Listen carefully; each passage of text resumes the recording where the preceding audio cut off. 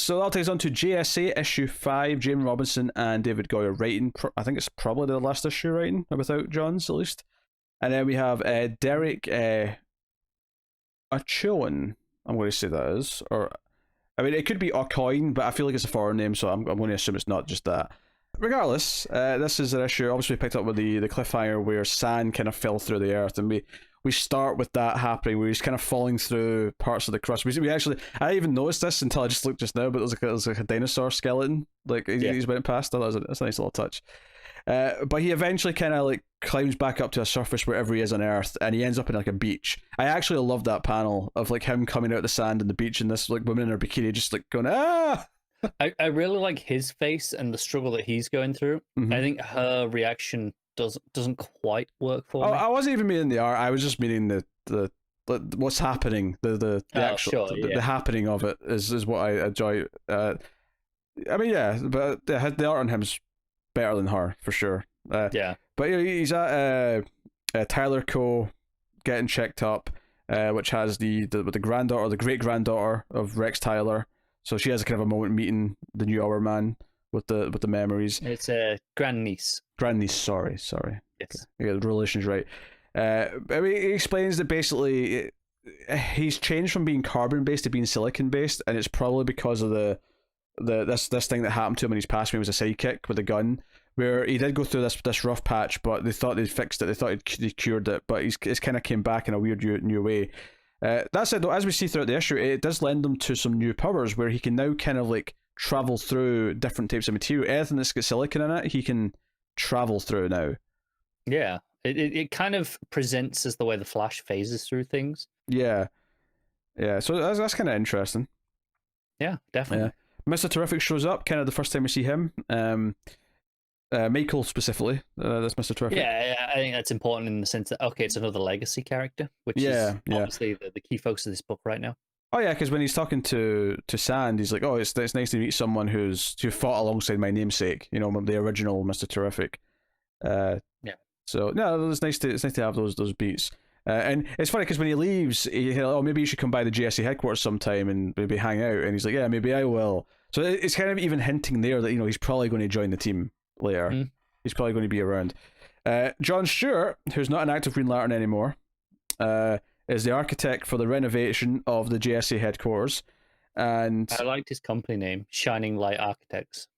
Nice touch. I have to admit, I did not remember that John Stewart was in a wheelchair at one point. I did, but only because of this issue. Only because of this issue, okay. Yeah. Yeah. So, cool. So he's talking to Sand about the what's going on with the building. Sand kind of freaks out. He has these pains. He's like, no, I need to just kind of go. And again, he sinks into the floor and leaves his clothes behind. He's like, I need to get some clothes that will go with me. I can't keep being naked. He needs the Hulk stretchy pants equivalent. Do you know what's funny? I don't know if it was the first time I read this book.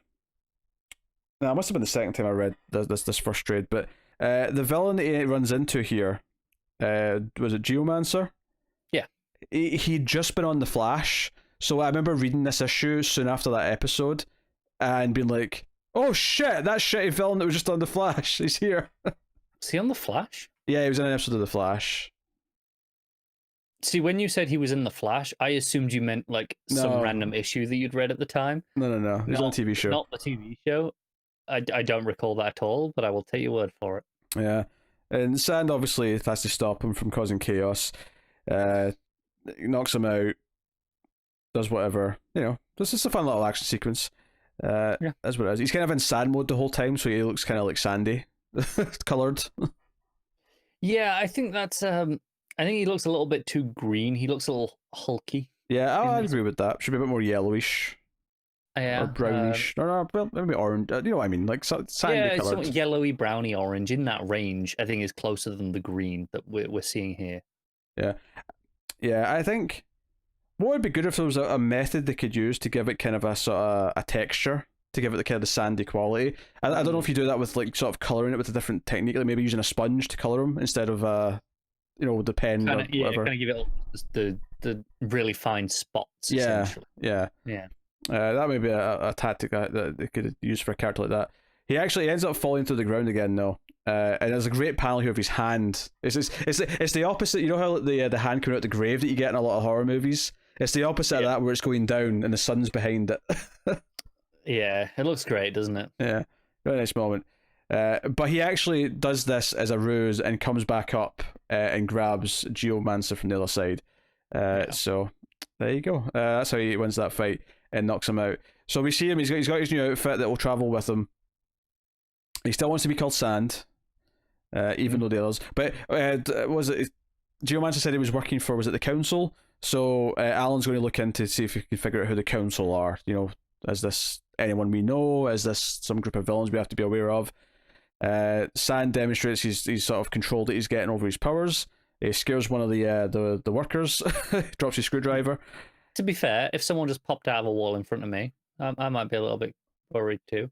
Yeah. So this is a Sand-focused issue. This is a nice sort of like giving him the first issue we had definitely gave him more than the others, but now that he's the leader of the team, and obviously we know we're getting other issues as well, focusing on different characters. It's nice to start with him, but this is kind of his issue to really establish what his power set is and give us a feel for the character, which I think is important in a team like this, especially when a lot of the characters are characters who have not had their own books in decades, if ever. So it makes a lot of sense to do it. And then the final little tease is actually a tease of Obsidian. Yeah, where he takes out this guy, and it's pretty sinister. And then he comes out and he's talking to us like, "Hey, I didn't even need to one go of all his Obsidian to deal with him. It was easy." Yeah, one of his foster fathers or foster parents that he's killing here, and obviously we teased Obsidian back in like the first issue because there was like one of the scenes that cut away from the funeral, if you remember. So really cool stuff. I love how the colouring completely changes for these two pages versus the rest of the issue. Like these blues that it's got. It's really dark blue, a lot of shadow, which obviously makes sense. Yeah, very different from everything we've had before.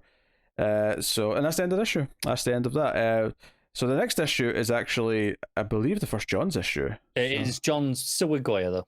Still with Goyer, but yeah, first John's issue. So that's exciting. We're finally getting to a John's issue. So the John slot might finally have Johns in it. Yeah, finally got some Johns. What a novelty.